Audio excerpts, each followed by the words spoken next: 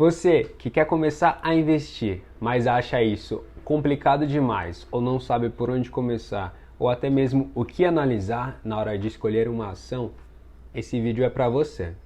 Esse é o primeiro vídeo da série Rumo aos 50 mil e eu vou te mostrar o passo a passo de cada decisão que eu vou tomar para alcançar essa meta dos 50 mil. Eu vou compartilhar tudo com você. E hoje eu vou te mostrar a ação que eu escolhi cuidadosamente. Se você quer aprender a investir e acompanhar a minha trajetória, fica até o final que eu vou te mostrar tudo. Para quem não me conhece, eu sou o Michael, sou criador do canal Mike Finanças. Também sou economista e tenho especialização em finanças avançadas e gestão financeira. O primeiro ponto ao se montar qualquer carteira de investimentos é: qual que é a estratégia por trás disso? Nesse caso, a nossa carteira Rumo aos 50 mil tem o objetivo de valorização. Mas o que isso quer dizer? Quer dizer que cada uma das ações que eu selecionar vai ter o objetivo estritamente de valorização. Então eu espero que essa ação ela vai se valorizar, ou seja, o seu preço vai subir e o meu patrimônio vai crescer ao longo do tempo. Eu não estou especificamente focando em dividendos, quanto que essa empresa vai me pagar de proventos ali todo mês. E por que isso? Você que está começando a investir agora, foque em aumentar o seu patrimônio. Qual ação eu finalmente escolhi? Eu decidi iniciar a carteira Rumo aos 50 mil pela ação do Banco do Brasil. Isso mesmo, um dos maiores bancos do Brasil. E dentro dos motivos, eu quero destacar 4 tópicos e eu vou abordar cada um em mais detalhes. Então, o primeiro deles é o histórico de solidez. O segundo é sua presença de mercado e alcance nacional, sua saúde financeira e o seu potencial de crescimento. Falando um pouco sobre o histórico de solidez. Quando a gente fala do Banco do Brasil, estamos falando de um banco de economia mista. O que é isso? Parte dele é privado e parte dele é público. E ele é um banco com mais de 100 anos de história. É um banco que já passou por histórico de crises, já passou por hiperinflação, já passou por troca de moedas, diversos governos, e tudo isso mostra que ele é um banco muito sólido. O segundo ponto, que é a presença de mercado e o alcance nacional. Ele está presente em cerca de 97% dos municípios brasileiros. Ou seja, quais são as chances de você ir em um lugar e alguém não conhecer o Banco do Brasil? E aqui eu já deixo outra dica. Para você iniciante, escolha empresas fáceis de serem entendidas. Como assim? Um banco é uma empresa que praticamente todo mundo tem acesso, todo mundo sabe o que é. Se eu te perguntar como um banco funciona, minimamente você vai saber que ele pega dinheiro das pessoas e empresta para outras, ganhando uma remuneração por esse intermédio. Se você começar por esse caminho, as chances de você escolher uma empresa ruim ou que vai ter um resultado muito ruim do esperado é muito baixa. Quando falamos de saúde financeira, podemos ver que o Banco do Brasil ele apresenta resultados consistentemente bem. Vou mostrar aqui, por exemplo, nos últimos 10 anos, quando a gente vê a bolinha, ele é o lucro líquido. Então, nesses últimos 10 anos que estamos analisando aqui, o banco apresentou lucro líquido positivo. Isso é o primeiro requisito para que a empresa, por exemplo, distribua dividendos. Se ela não tiver lucro, ela consequentemente não vai ter lucro para distribuir aos acionistas. De novo, aqui o nosso objetivo não é uma carteira de renda. O meu foco não é receber dividendos. Porém, é um banco e um banco é um ótimo pagador de dividendos. Por isso que é importante na nossa análise. E agora falando da parte que é mais interessante aqui para nossa tomada de decisão, a avaliação do potencial de crescimento do Banco do Brasil. Então o que eu avaliei para me ajudar na decisão de compra? Eu avaliei o PL, o PVP, o Dividend Yield, o ROE e os CAGRs. E a gente vai entrar no detalhe de cada um. Não se desespere. Começando pelo PL, o famoso preço-lucro. Ele é nada mais do que o preço atual da ação dividido pelo seu lucro. E isso mostra o quê? Quanto que o mercado está disposto a pagar pelo que aquela empresa gera de resultado. Por exemplo, uma ação que tem um preço no mercado de R$100 e ela tem um lucro por ação de R$10, quer dizer o quê? Que o mercado está disposto a pagar 10 vezes o lucro dessa ação. Ou seja, 10 vezes o valor que ela está gerando de lucro por ação. Trazendo para o nosso exemplo, o Banco do Brasil ele tem um PL entre 4 e 5. O que isso quer dizer? Que o mercado está disposto a pagar R$4 mais ou menos por cada real que o Banco do Brasil gera de lucro. E esse PL do Banco do Brasil, ele é praticamente metade do que é hoje um PL do Bradesco ou do Itaú. Isso quer dizer o que, Mike? Que essa ação tá barata? Não necessariamente, tá? Muitas pessoas, infelizmente, olham o PL das empresas e comparam e escolhem o menor, a empresa com menor PL, e investem, considerando que está mais barato. E o que eu estou querendo dizer? Que no preço da ação, ele já está embutido quase todo o risco que tem de investir nessa empresa. Quando a gente compara um Banco do Brasil com um Banco Itaú, por exemplo, estamos falando de um dos maiores bancos privados, que é o Itaú, versus um banco que tem participação do governo, ou seja, o governo é dono de parte do Banco do Brasil. Então tem ali um certo risco, porque o governo poderia, por exemplo, usar o Banco do Brasil para fazer política pública, como vem fazendo com a Petrobras. Porém, com o sistema financeiro é um pouquinho diferente, é um pouco mais sensível de se fazer algo nesse sentido. Não é impossível, mas é um pouco mais sensível. E esse é um risco que eu, Mike, estou disposto a correr. Por isso que eu escolhi o Banco do Brasil para iniciar a carteira rumo aos 50 mil. E o meu objetivo é que com esse risco eu também tenha uma maior rentabilidade, uma maior valorização. Outro indicador muito comum é o PVP. E o que é o PVP? O PVP é nada mais do que o preço da ação dividido pelo seu valor real, o valor que está registrado lá na contabilidade da empresa. E qual é a regra geral aqui? Eu falo regra porque não existe essas regras gerais que você pode pegar e simplesmente aplicar para todos os negócios, todas as empresas da bolsa. Existem regras de bolso que te dão um indicativo, mas nunca, jamais olhem simplesmente para um indicador e tome uma decisão de onde você vai colocar o seu dinheiro, de que você vai ser sócio daquela empresa simplesmente porque um número está abaixo ou acima de 1, tá? Não é esse o caso. E qual que é essa regra de bolso que é usada para o PVP? Se o PVP ele está abaixo de 1, quer dizer que essa empresa está sendo negociada na bolsa por um valor abaixo do que realmente vale ali no seu patrimônio. E se esse PVP está acima de 1, quer dizer que a empresa está sendo negociada acima do que ela realmente vale de fato. Ou seja, deixando ainda mais simples, abaixo de 1 ela estaria mais barata, acima de 1 ela estaria mais cara. O Banco do Brasil ele tem um PVP de cerca de 0,86, ou seja, ele está sendo negociado por um valor abaixo do seu valor patrimonial, ou seja, do valor que realmente está registrado ali na sua contabilidade. Comparássemos, por exemplo, com o Itaú, poderíamos dizer que, baseado no PVP, o Banco do Brasil ele está mais barato. Mas aí volto aqui a reforçar, por que as pessoas estão dispostas a pagar pelo Itaú mais do que ele vale hoje na sua contabilidade? Porque é um banco sólido, é um banco com resultados super expressivos, um banco tecnológico.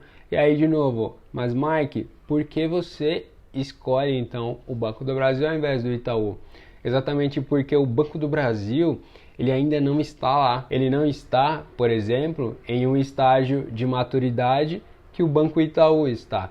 E é nesse espaço exatamente aí que a gente busca essa rentabilidade, que eu busco essa valorização para minha carteira rumo aos 50 mil. Agora falando um pouco sobre o Dividend Yield. o que ele é, o que ele mede exatamente. Ele demonstra nada mais do que a remuneração dessa ação.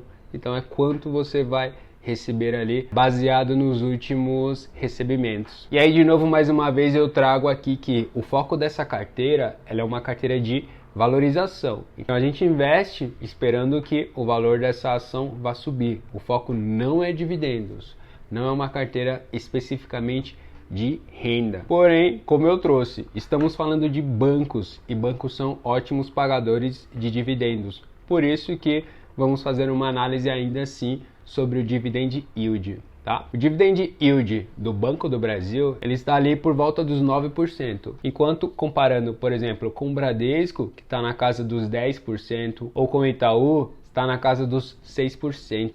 Vemos uma diferença bem grande aí. E o que isso demonstra? Novamente, usando o exemplo que eu trouxe, e até pegando uma análise um pouco do contexto aí que esses bancos estão hoje. As pessoas estão dispostas a colocar dinheiro no Itaú, sabendo que vai receber ali um dividend yield, um provento menor do que colocar no Banco do Brasil. Por quê?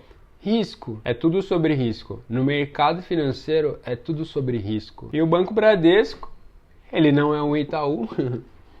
Sacanagem. E o Bradesco, ele vem passando aí por reformas, por troca de liderança, então tá num momento ali que ele precisa ser atrativo. Então quando vocês forem até selecionar uma ação para sua carteira de renda, focando em dividendos, tome muito cuidado, porque algumas empresas usam isso exatamente para atrair investidores. O que eles fazem especificamente? Eles pagam bastante dividendo, bastante lucro. Aquelas pessoas ali mais leigas olharem apenas para o percentual, vão falar: nossa, essa é uma empresa que paga bastante provento, bastante dividendos, então eu vou investir, vou colocar meu dinheiro aqui. Você está correndo um risco muito grande, que às vezes não é exatamente o que você gostaria de fazer, mas você está, de novo, olhando especificamente para um indicador que vai fazer com que você tome uma decisão errada, que não é esse o seu objetivo. O seu objetivo é investir com estratégia. Com estratégia. Agora falando sobre outro indicador, a margem líquida. O que a margem líquida representa? A eficiência da empresa. Ele vai nos dizer o quão eficiente a empresa é para gerar resultado. Por exemplo, o Banco do Brasil, ele tem uma margem de lucro líquida de cerca de 12%. O que isso quer dizer? A cada R$100 que entrou na minha receita, eu tenho R$12 de lucro líquido. Então a gente consegue, por exemplo, comparar com empresas do mesmo segmento e ver qual está ali no nível de eficiência melhor. Por exemplo, se compararmos o Bradesco, ele está com uma margem líquida em torno de 6%. Isso quer dizer o quê? Que o Banco do Brasil hoje tem uma eficiência que é o dobro do Banco Bradesco. E aí tem vários detalhes, vários porquês. Muita coisa acontece em uma empresa, desde a sua receita até o seu lucro. São muitos detalhes operacionais, mas aqui não é o caso, tá? O que você precisa entender é: a margem líquida representa a eficiência operacional da empresa. Outro indicador que eu gosto muito de analisar quando eu vou selecionar uma empresa é o seu ROI. O que é o ROI? É o Return on Equity. O que é isso? É o retorno sobre o patrimônio que a empresa está gerando para os acionistas, está em torno de 18%. Isso quer dizer o quê? Que o Banco do Brasil está pegando todo o seu patrimônio e a cada R$100 de patrimônio ele consegue fazer mais 18, ou seja, transformar em 118. Isso é 18% de retorno. Então, se compararmos com o Itaú traz um ROI de cerca de 19%, enquanto o Bradesco está ali na casa dos 8%. Ou seja, hoje o Banco Bradesco, para o acionista, ele não está sendo muito rentável. Então, por isso que eu volto a dizer, nunca olhe um indicador isoladamente para tomar a sua decisão, tá? Olhe sempre um conjunto, faça toda uma análise ali e seguindo uma estratégia. Não compre por comprar ou simplesmente porque você viu um post de 2 segundos em uma dica. E o sexto e último indicador que eu gosto de analisar, que são um dos fundamentais para mim, é o CAGR. O CAGR ele vai nos dizer quanto que a receita ou lucro cresceu na média durante um período de tempo. Por exemplo, se olharmos o CAGR do Banco do Brasil nos últimos 5 anos, ele vai nos dar uma média de 17%. O que isso quer dizer? Um ano pode ter crescido 20, outro ano pode ter crescido 15. Se pegássemos o crescimento dos 5 anos e fizéssemos uma média, a gente poderia dizer que esse crescimento teria sido de cerca de 17%. Então é uma forma de tentar ver uma certa consistência ali nos crescimentos.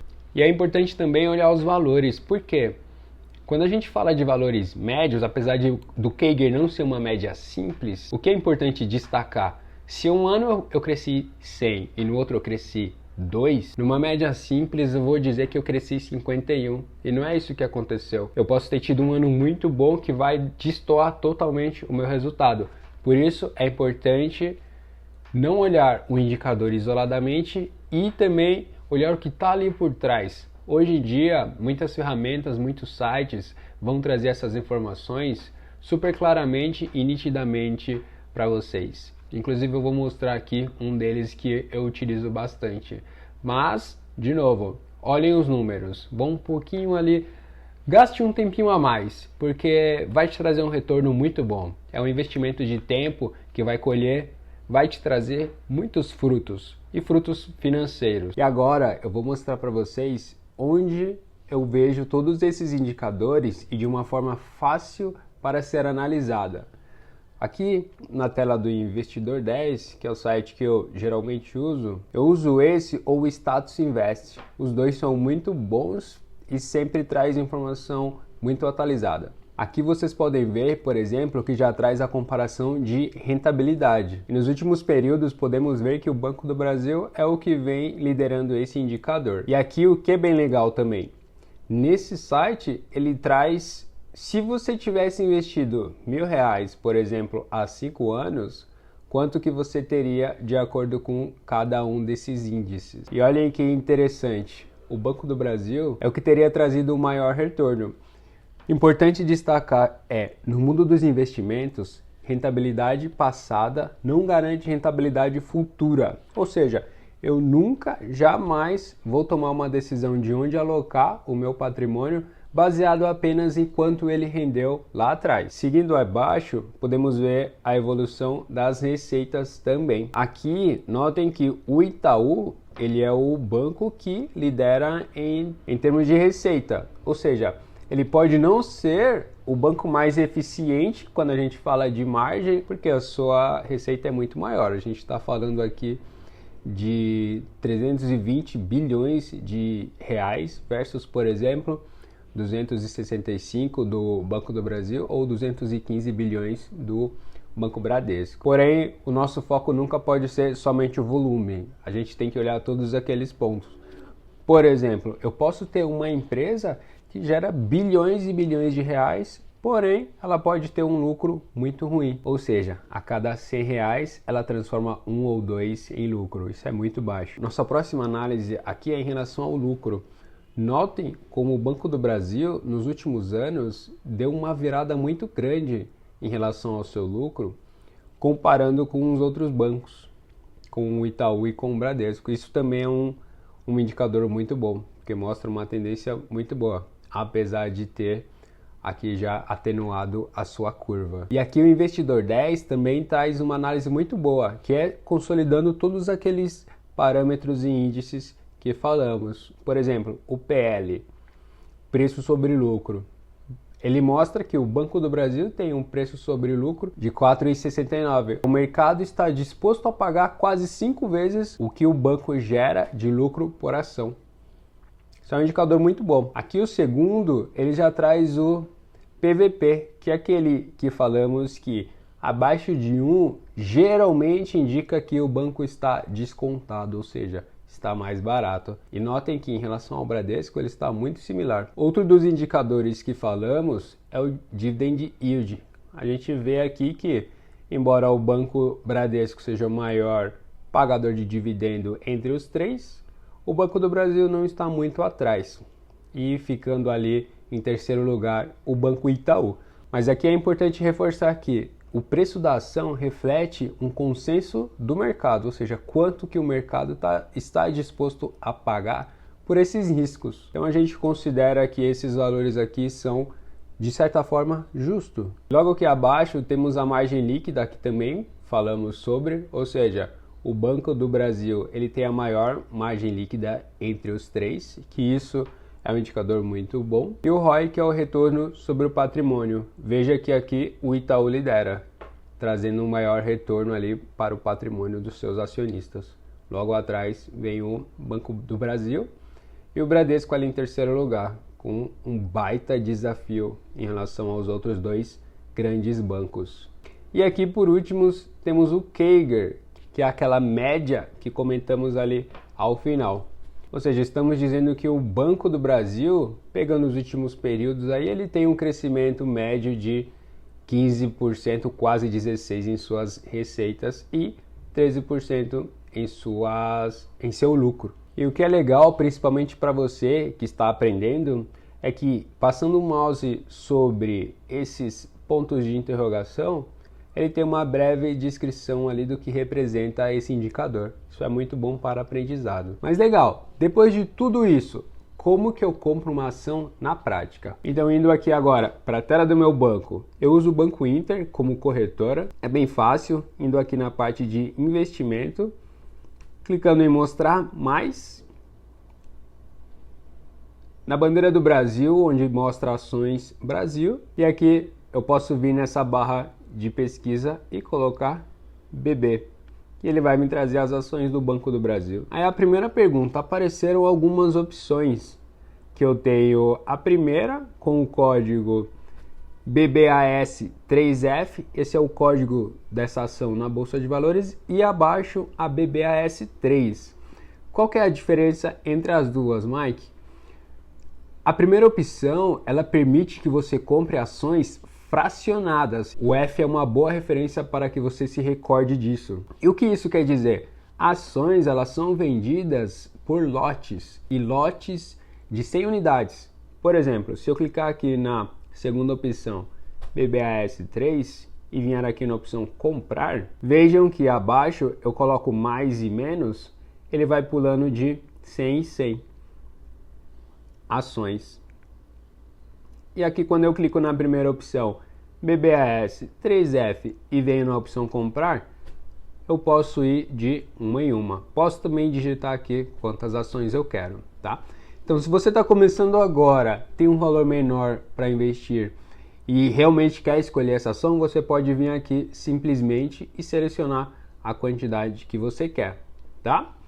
Eu vou vir aqui na opção BBAS3, vou vir comprar e vou comprar um lote dessa ação. Ó, vejam aqui que minha compra foi executada na hora, então temos a partir de agora a primeira ação na nossa carteira, que é a ação do Banco do Brasil. Essa foi a primeira ação da carteira rumo aos 50 mil, a minha carteira pública, que eu vou compartilhar com vocês cada decisão que eu tomar. Então, quando sai o resultado da empresa, em algum momento que o mercado estiver diferente e eu decidir vender ou comprar uma nova ação, fazer um rebalanceamento da carteira, eu vou vir aqui compartilhar com vocês. Então, para garantir que você não vai perder nada, se inscreve no canal. E se você também quiser acompanhar dicas, eu mostrando o dia a dia ali da minha vida financeira, investimentos, orçamento, me segue lá no Instagram, @MikeFinanças. Muito obrigado e até o próximo vídeo.